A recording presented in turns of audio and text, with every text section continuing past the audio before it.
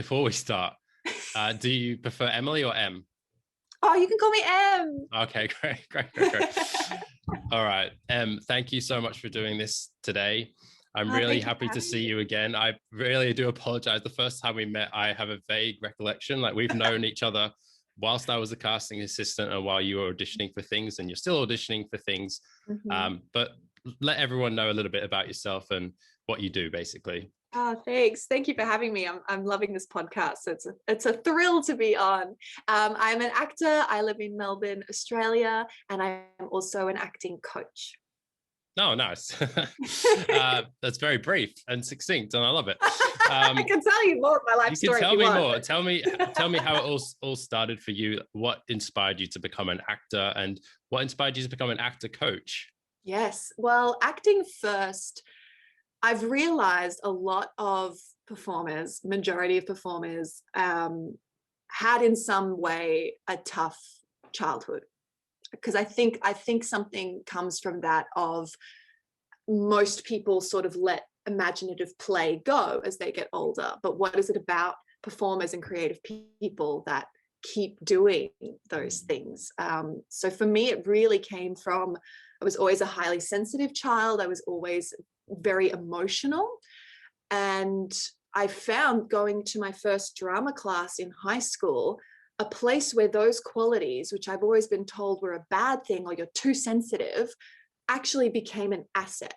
And it became a thrill to be able to use unhappy memories or experiences that I've been through, good or bad, in a productive way. I sort of always say to people, like, I feel bad for anyone who's not an actor. Like, how do you get to go through life without some productive way to use your pain and share that with others and make beautiful art from it and create an empathetic response in an audience? So yeah, I started dancing originally and then found I wasn't good at that. But anytime there was like a storytelling element in dancing, imagine you're picking this flower, imagine you're looking at the night sky, I always got, good feedback on that. And then going into high school, and there was a drama subject. I remember thinking, oh, that's like ballet without the technique of I get to do that storytelling part of it and play and become characters.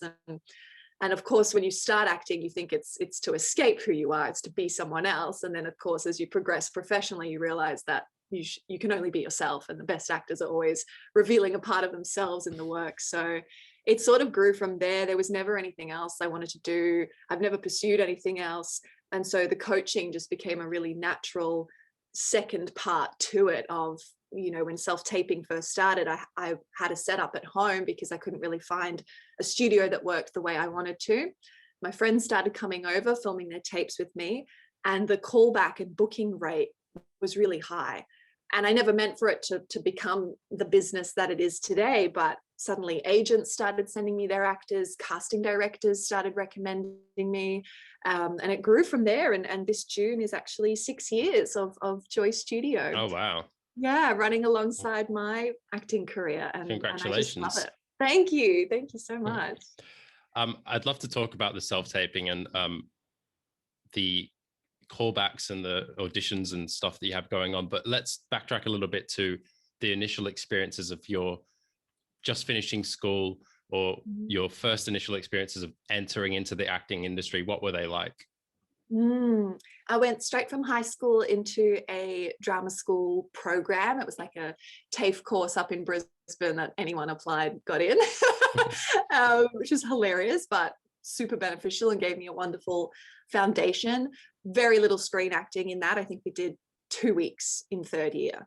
So when I graduated, I was like, oh my God, I don't know how to be in front of the camera. I recognize the differences, but I don't yet know how to make that connection from what it is to pitch a theatre performance out to the back row and bring it into this objective metal camera machine that's 1/2 meter in front of you. So I went on a bit of a quest. I wanted to sort of find out everything about screen acting that I could, and fortunately got to join a collective up in Brisbane. It was sort of just working actors getting together and playing in front of the camera. And I remember for the first 20 weeks, I just watched. I just sat in the back and took notes. And I remember one night an agent came, one of the really top agents in Brisbane came along, and they singled out a performer. And I remember watching his work and being like, oh, but he's not doing anything. And they were like, that was the best self-tape of the night. And I was like, but he wasn't doing anything. And I went home and I watched the scene again, big on my laptop. And I saw his eyes and I was like, oh, it's all there. You don't have to push anything. And one of my first professional auditions was actually with the wonderful Greg Apps.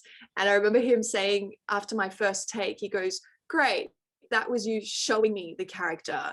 Now just be the character. I was like, what? And then more just self-taping for practice, because I wasn't getting many auditions, obviously, because I had no experience. So I started putting down scenes for fun.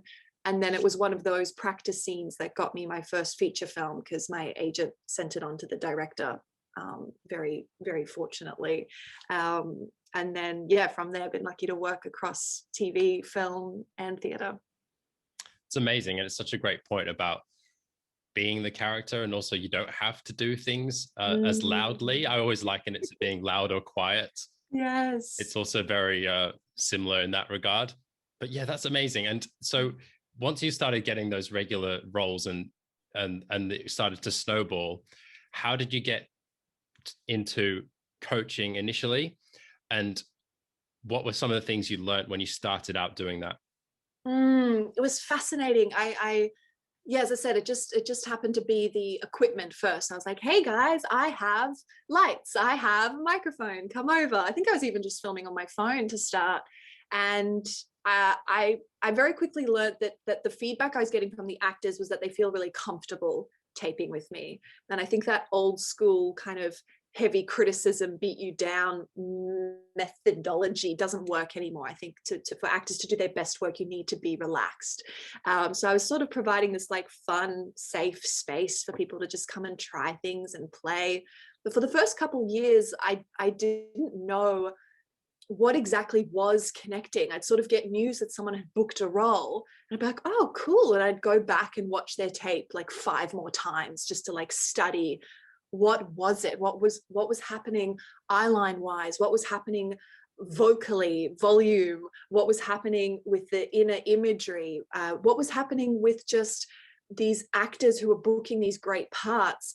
A lot of it just came down to a congruence between the character and them, or the audacity for them to just go, you've asked me to audition, here I am in the role. And they weren't trying to like fit the brief or like tick off what the notes or the character description was. And I remember being fascinated by that, of like, oh, the actors that book, it's happening when there's a kind of ease in the tape, where there's a sense of play and not trying to get it right. As you say, perfect tapes are boring, but just their own ownership and experimentation over, how am I feeling today? How can I play with this scene in a way that's enjoyable for me? And how can I make a tape that I'm really proud of, that's not dependent on, oh, I'll wait till I get a callback, or I wait till I book the role, then I'll know it was good.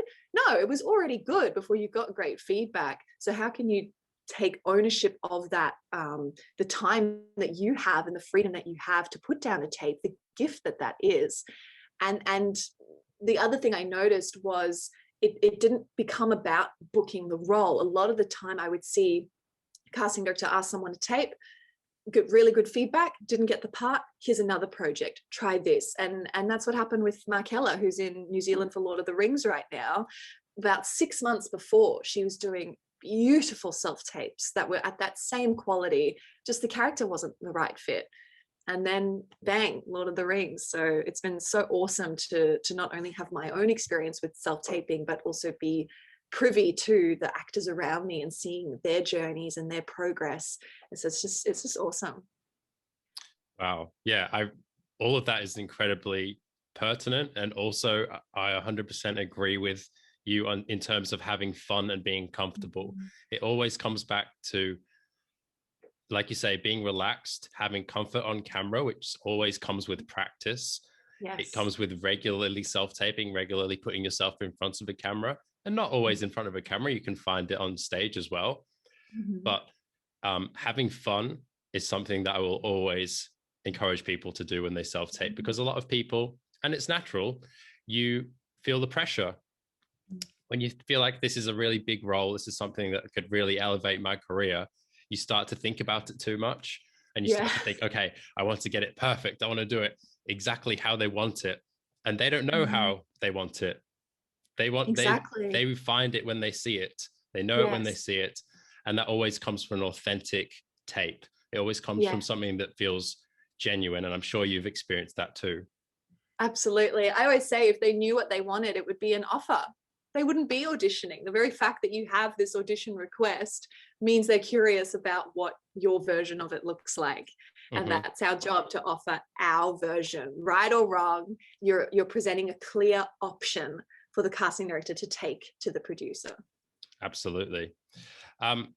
So starting off in your career, like, what were some of the things that you learned on being on a set? That it's a lot of waiting around. That it's really not as glamorous as what it seems from the outside. You'll have a 12, 14-hour day, and you've maybe acted for 90 minutes of that. Like, that was a big shock. Yeah, exactly. And just how much you get to chat with other people and socialize and make friends. I'm still really close friends with people that I've done big projects on, just because of the sheer volume of time we had together in green rooms and between setups and stuff. You also learn what a tiny piece of the puzzle you are, and that the actor might be the face of a project, but they're like bottom of the ladder, the cinematographer, the sound people, the runners helping it make it all happen. That you're just one tiny piece of the huge machine. And so my respect for film and for television and for anything that gets completed and anything that gets edited and released, it's a miracle, because the odds are always against you. It's so hard to create great content. There's so much that goes into it, and the actors are just a tiny piece of it, which is super reassuring. It's not as much pressure as you think. There's a lot of people there working to make you look good. Yeah, and a lot of waiting around. And I think that's why some actors really prefer theatre, because once you get going, you get going, and there's no stopping. There's no redos. There's no like, well, all right, we're going to go again on this take for another 10 goes, and it becomes stale. Theatre is alive, and it's on stage, and you've got people there right in front of you, and once it's done, it's done. You can't go back. So how did you differentiate between screen and theatre acting, and what were some of those experiences like going in between? Going in between, I found that I needed regular practice of both, because if I waited for a theatre job to reconnect with stage etiquette, it would be way too rusty. So I set up, or I pursued long form improvisation comedy. So I'm part of a comedy theatre here in Melbourne called the Improv Conspiracy Theatre. And that's a great way to clock stage time in an environment that's not super pressured or high stakes, so we do a show every week, and it's a great way to just feel out an audience, get on stage, work my voice, projecting it in a way bigger for screen. And then to practice screen stuff, I would just keep applying for my own auditions. So on Star Now or on Facebook, what are short films that I can do? How can I clock those hours on set so that I'm not waiting to be on a network television show as the first time that I then practice screen acting in 6 months? So finding outlets to keep working both those muscles has been super beneficial. And it means that I'm then ready when the opportunities do come up, because my look, my type, I'm not auditioning every single week. So I have to find that consistency in my own practice, so that when the great auditions do pop in once a month, every couple months, I'm ready and I'm not sort of having to get going again. Yeah, it's all about practice. So what are some of the things you'd encourage people to do in terms of practicing and finding their own work? Yeah, join any kind of Facebook group, Google any kind of in your area or in your city auditions, creative network, any kind of keywords like that could have people posting about smaller projects. And then if nothing is happening, if you're not finding auditions or you're not getting called in for those auditions, putting down your own scenes as practice, finding scripts online and teaming up with someone to be like, hey, do you want to come over? You can film me and then I'll film you, and posting it on Vimeo, sharing it on Instagram, starting to curate your work. You don't have to wait until you're cast in something great to share a scene on your socials. And so often that visibility of someone seeing you act leads to more work, because they go, oh, actually, I need someone like you for this table read, or we're doing this web series that we think you'd be right for. Can you come and audition? So very much activity begets activity. So just creating more, whether that's self-produced or other people's work, that really works to get the ball rolling. I sort of don't see any differentiation between the professional, fancy network, main stage work and indie stuff. The best actors I know with the most satisfying careers are constantly doing a mix of both. So I would say stay open to opportunities around that don't always have the paycheck or the clout or respect of a super established production. There's gems in smaller things, and you never know who you're going to meet and what that's going to lead to. Like Monica was talking about last week, it's just really cool how jobs come up. It's not like other industries where there's a formal interview and you either get it or it's all working for you all the time, so long as you're putting yourself out there. Mm-hmm. It's really great advice. So let's talk about self-taping as well, because obviously you've helped, I'm not sure how many hundreds of actors. Would you say it's hundreds? Would you say it's thousands? How many actors have you helped self-tape at this point, 6 years in? I think we'd be coming up to the 1,000. Yeah, I think my invoice has me at about 2,500, and I only started invoicing properly like 2 years in, so it's up there. Especially in the last couple of years, and with COVID, self-taping has become almost the norm, and lots of people who were used to auditions in the room have had to adapt to doing self-tapes regularly. What are some of the things? I mean, I've been giving self-tape advice out on TikTok and Instagram and all over the place, and I've always come back to a few certain things that can help people when they want to like quickly improve a self-tape. And I've also experienced people emailing me or messaging me to say, I've shown your video to a friend and they've taken on this advice. They've got a big callback, and it's all been about these important things: pace and energy, alternate eye lines, and distractions. And I'm sure you've come across the same thing, but what other things have you been able to apply or help people with in a self-tape that has been able to improve their overall audition? Yeah, I was thinking about this in the lead up to our chat. Pace and energy, alternate eye lines, distractions speaks to me about a fullness to your audition piece and working beyond just the lines on the page, which is crazy, because that's all we get as actors. We get a script and we go, oh, these are the lines, this must be the most important thing. But we know in real life that 90% of communication is nonverbal. So what are the things separate to the dialogue that you're bringing to the tape?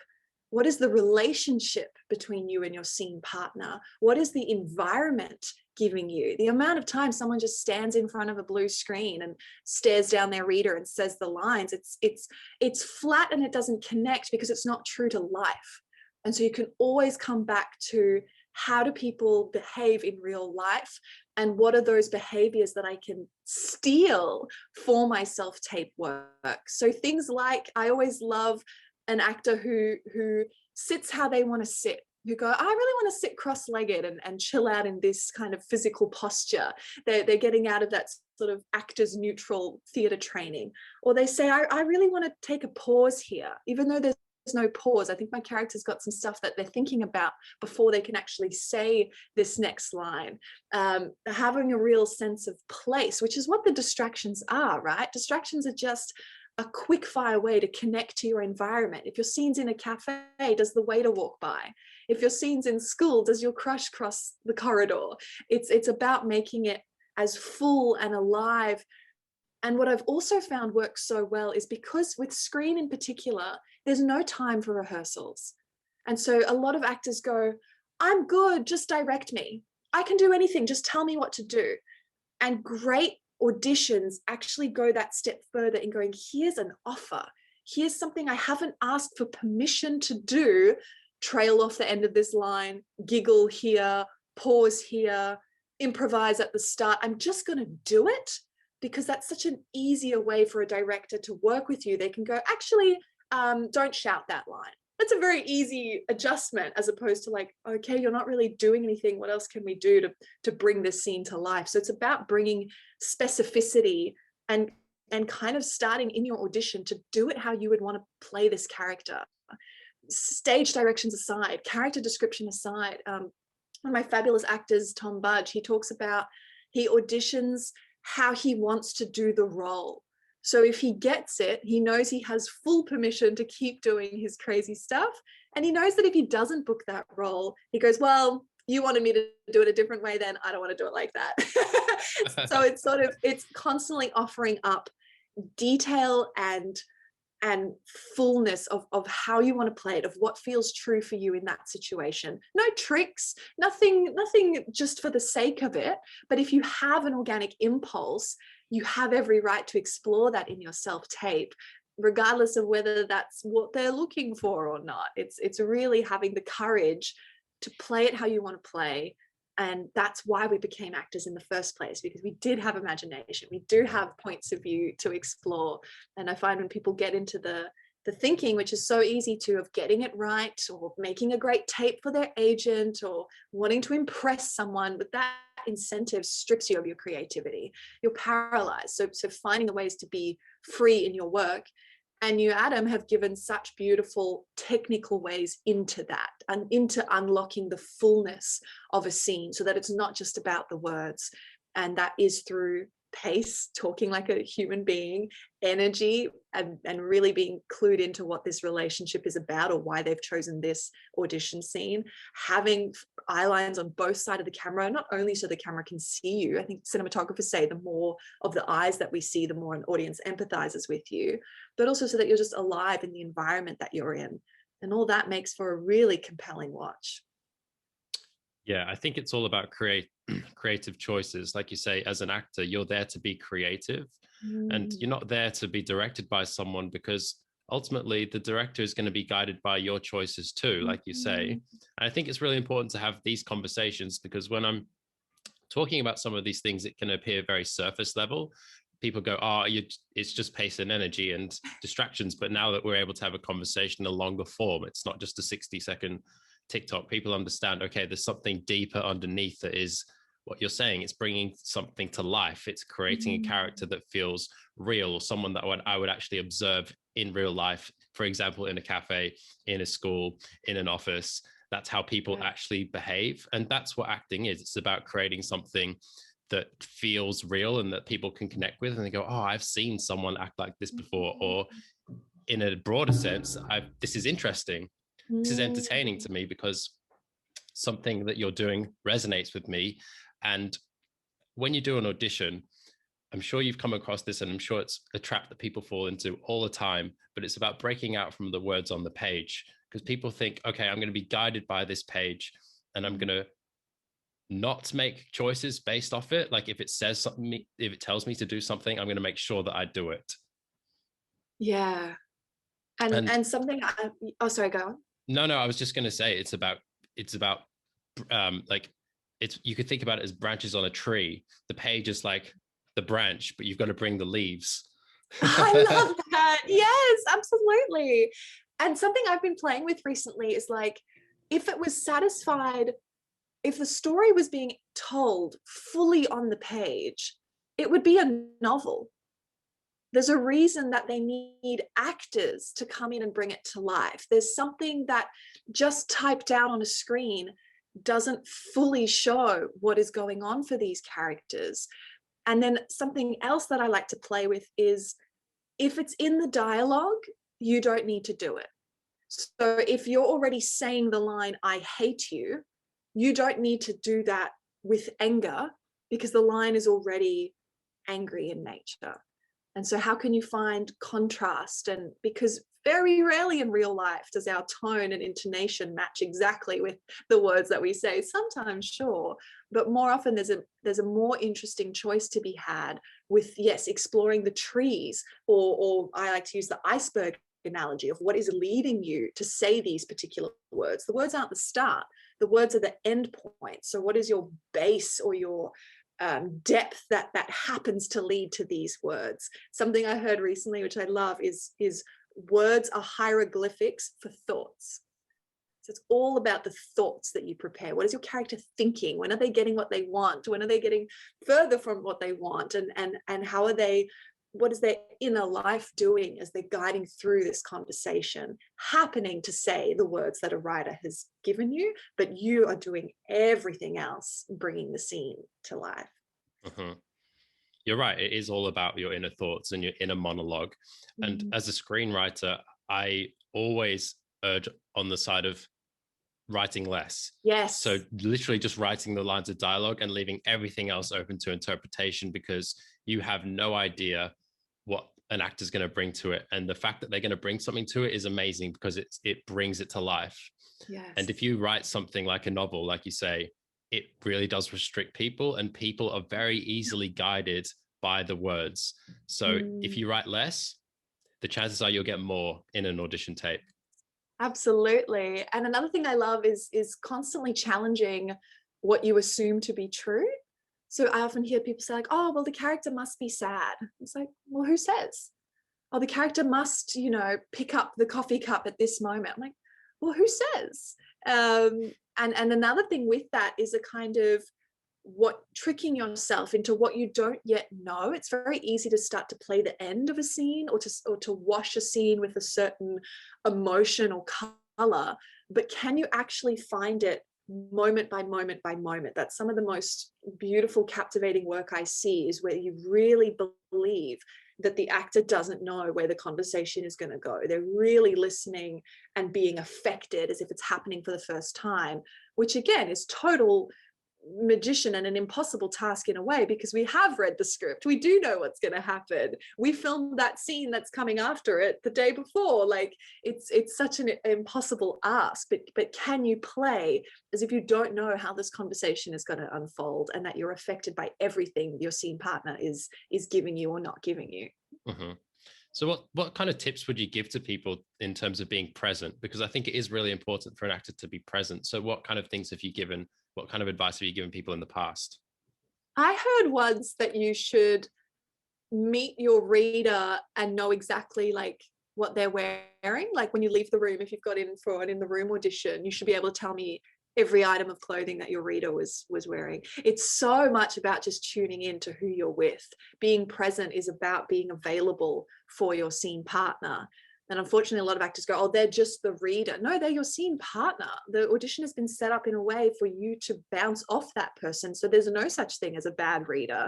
So really tuning into your reader. How are they looking at you? How are they delivering these words? Is it getting you closer to your goal or not? And really kind of taking in everything about them. What color are their eyes? What does their voice sound like? And not focusing on yourself, not kind of getting distracted by the mind chatter of how do I look? Am I on the right mark? Is the lighting good? But really tuning into who you're with is a great way to be present.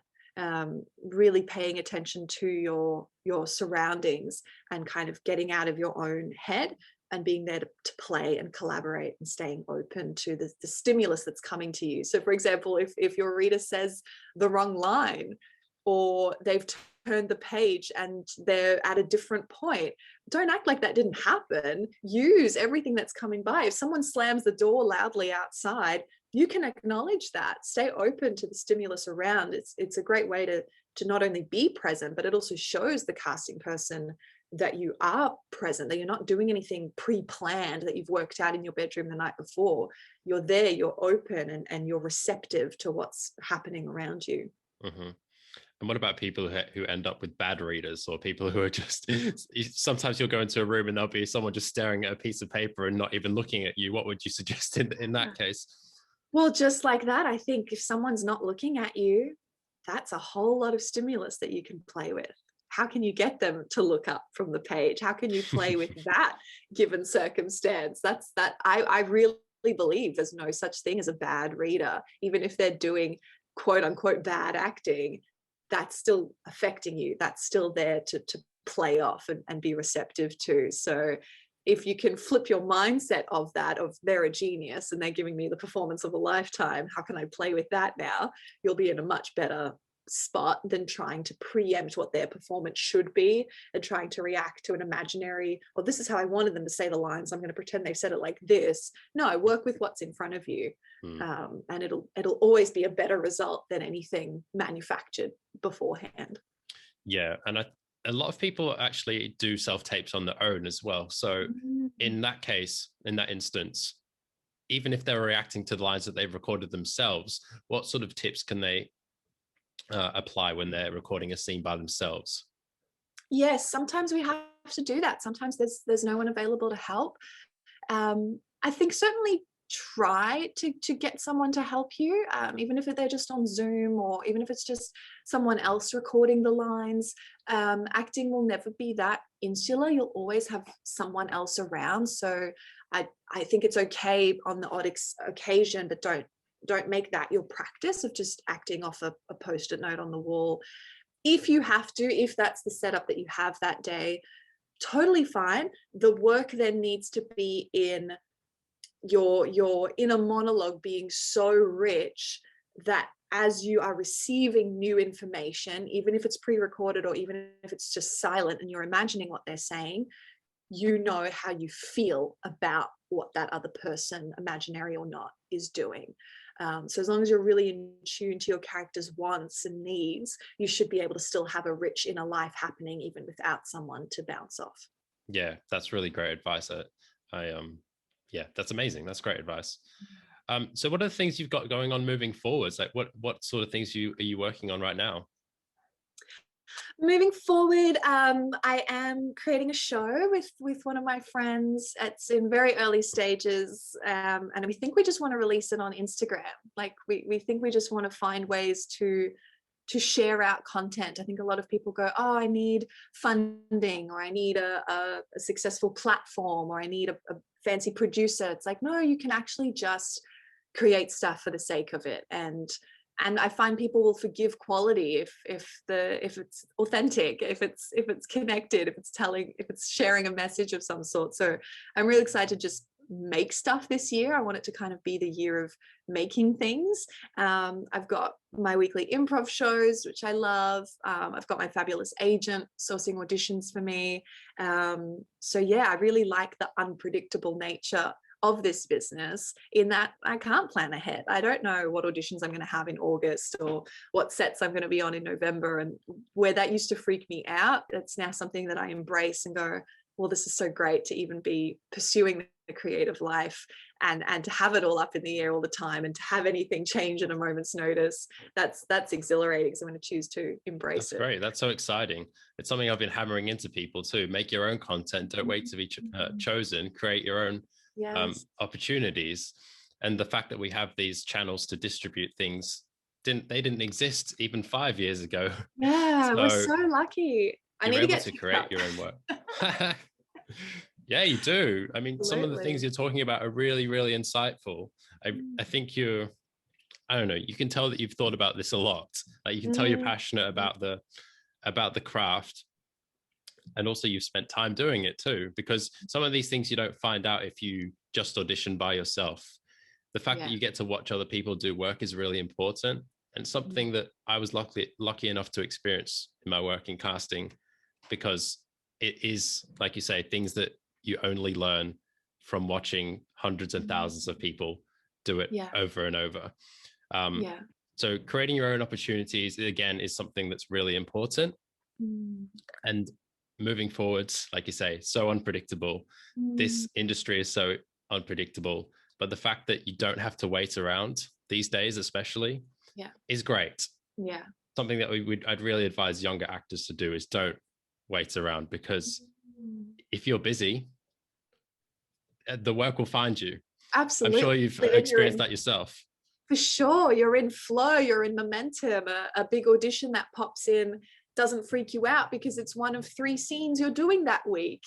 There's really something about kind of crowding out your schedule with creative things so that you're always inspired and you're always in a good place of practice and readiness and play and experimentation. If you're waiting for official auditions as the only time you act, you're going to be miserable, because they're so you have no control over what role they're seeing you, if you'll get the part or not.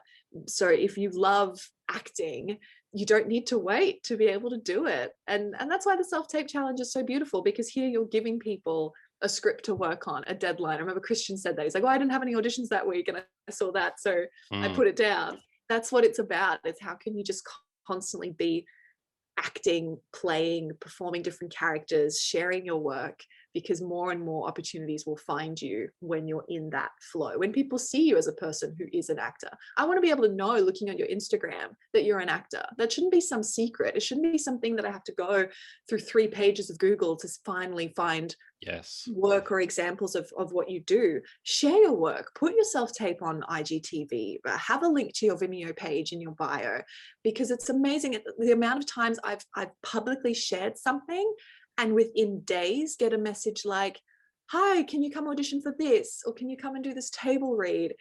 It's quite hilarious, because the only thing that changed was visibility. I was always doing those things, but when I then share them publicly and I don't know who is watching it or who has saved it or who has their eye on me or who's written my name in a folder somewhere, that's amazing, because opportunities come up from you being visible, because then you're on people's mind when they need a type like you. Can't tell you how many actors I've talked to have said, oh, I'm just waiting around for my agent to send me auditions and nothing's happening. And when they do send audition tapes and they've been waiting around, it's like the highs are high and the lows are low. It's kind of like they're going up a roller coaster. But if you're constantly doing things, everything remains at a certain state, like you say, it's very constant, so that when you do get a big opportunity, like, oh, this is one of however many, and it's not, you don't have those nerves and that feeling of importance, and doesn't take precedence over anything else. So absolutely. I think what you've just said is really, really important for people to know. Yes. And I think practice solves everything. If you have questions like, I don't know what type I am, or I don't know what my inherent on-screen qualities are, do 10 self-tapes and you'll very quickly find out. You go, oh, I don't know the technology side to a self-tape.